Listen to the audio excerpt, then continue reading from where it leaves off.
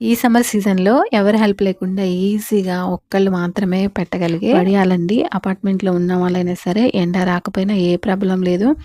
Fan కింద పెట్టైనా సరే ఈజీగా సింపుల్‌గా పెట్టుకోవచ్చు. వాటికి ఫస్ట్ ఇక్కడ నేను ఒక గ్లాస్ వరకి రైస్‌నైతే ముందు రోజే నానబెట్టుకొని ఉంచుకున్నానండి. నెక్స్ట్ డే మార్నింగ్ అయితే ఇలా కొన్ని వాటర్ అయితే పోసేసి మెత్తగా అయితే పిండి పట్టించుకున్నాను. ఈ పిండిలో 2 గ్లాసుల వరకి వాటర్‌ని యాడ్ చేసి పక్కన పెట్టుకోవాలి. నెక్స్ట్ 6 గ్లాసుల వరకి వాటర్‌ని ఇలా మరిగించుకున్న తర్వాత ఒక 2 స్పూన్ల వరకి సాల్ట్, జీలకర్ర, వాము వేసి ఒక 5, 6 పచ్చిమిర్చిని దంచి కచ్చాబచ్చాగా వాటర్‌లో అయితే వేసేయాలి. నెక్స్ట్ పిండి ఉండలు లేకుండా తిప్పుకుంటూ స్లోగా లో ఫ్లేమ్‌లో పెట్టుకొని మెల్లగా అయితే తిప్పుకుంటూ ఉడికించుకోవాలండి. పిండి మరీ గట్టిగా ఉండకూడదు, పలచగా ఉండకూడదు.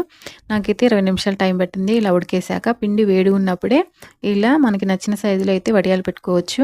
ఒక పల్చటి కాటన్ క్లాత్ తీసుకొని వాటర్‌లో తడిపేసి వాటర్ మొత్తం పిండేసినాక క్లాత్‌ని ఇలా నేను టేబుల్ పైన వేసుకొని ఇంట్లోనే ఫ్యాన్ కింద అయితే వడియాలైతే పెట్టేసుకున్నానండి.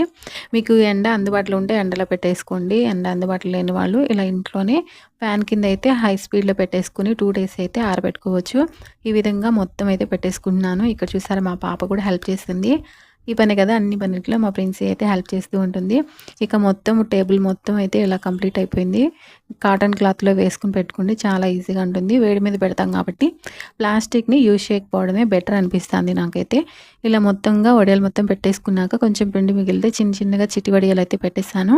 నెక్స్ట్ 2, 3 డేస్‌కి అయితే ఆరిపోయాయి. ఇలా క్లాత్‌ని అయితే రివర్స్ పెట్టేసి వాటర్‌ని జల్లేసి ఒక 10 మినిట్స్ కనుక వెయిట్ చేస్తే ఈ విధంగా అయితే వాటంతటికి అవే ఊడిపోయి వస్తాయి. నెక్స్ట్ డే అయితే ఎండలో పెట్టేసుకొని ఆరిపోయాక బాగా ఎండకి ఎండిపోయినాక అప్పుడు మాత్రమే వడియాల్ని వేయించుకుంటే పూలలాగా కరకరలాడే వడియాలైతే రెడీ అయిపోతున్నాయండి. చాలా క్రిస్పీగా ఇంట్లోనే రెడీ చేసుకోవచ్చు.